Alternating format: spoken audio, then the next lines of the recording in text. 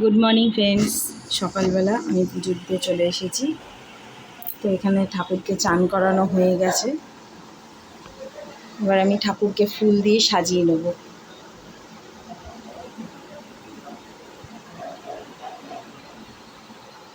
দেখো আজকে কত ফুল হয়েছে। তো আমি কিছু ফুল দিয়েছি ঠাকুরের পায়ের সামনে, আর কিছুটা দিয়ে ঠাকুরের সিংহাসনটা আমি সাজিয়ে নেব। আমার সিংহাসন সাজাতে খুব ভালো লাগে, বেশি ফুল হলে তো আরও বেশি ভালো লাগে। ঠাকুরের সিংহাসনটা আমি সাজিয়ে নিয়েছি, দেখুন কি সুন্দর। ঠাকুরকে যত সুন্দর করে সাজানো যায় মনটা যেন ভরে যায়। দেখুন, আর এই যে আমাদের গোপাল ঠাকুর।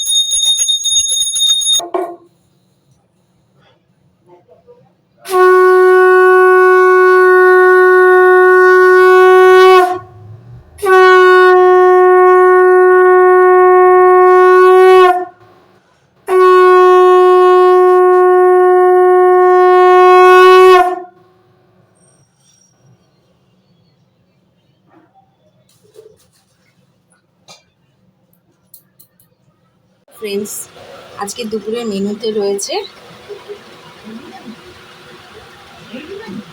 মটর ডাল দিয়ে বড়া করে লাউ ঘন্ট, তার সাথে রয়েছে মাংসের ঝোল, আর এখানে রয়েছে গরম ভাত।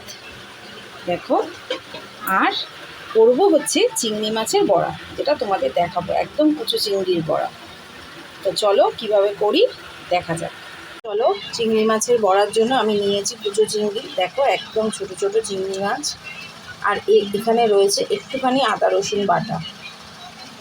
এখানে নিয়েছি পেঁয়াজ কুচি আর লঙ্কা কুচি। দিয়ে দেবো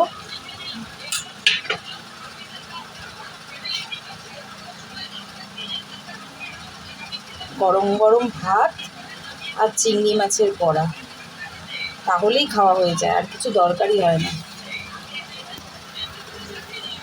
দিয়ে দেবো আন্দাজ মতো নুন,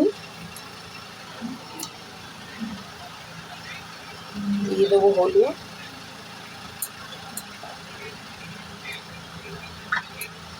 দেবো অল্প একটু গোলমরিচ গুঁড়ো,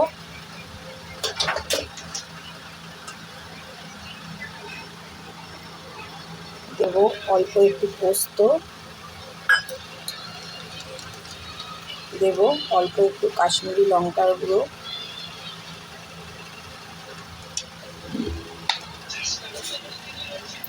দেবো অল্প একটু চিনি, আর দেবো বেসন।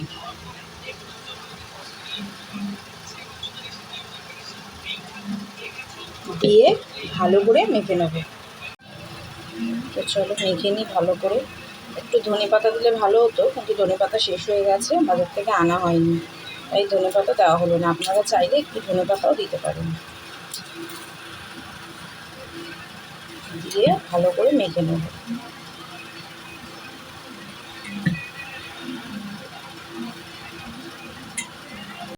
আমি ভালো করে মেখে নিয়েছি। এবার কড়াইতে এখানে তেল বসিয়ে দিয়েছি। এবার বড়াগুলো ছোট ছোট করে ভাজবো। আমি বড় বড় করে দেবো না, ছোট ছোটটাই খেতে ভালো লাগে।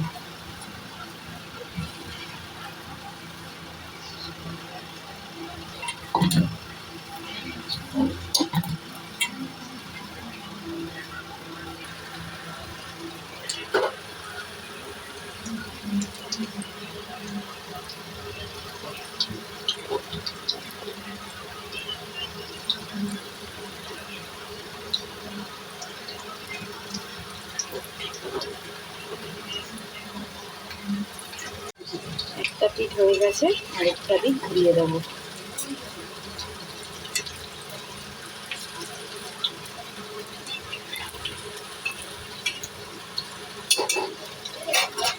এখন খাওয়ার সময় হয়ে গেছে, তাই ভাজছি গরম গরম।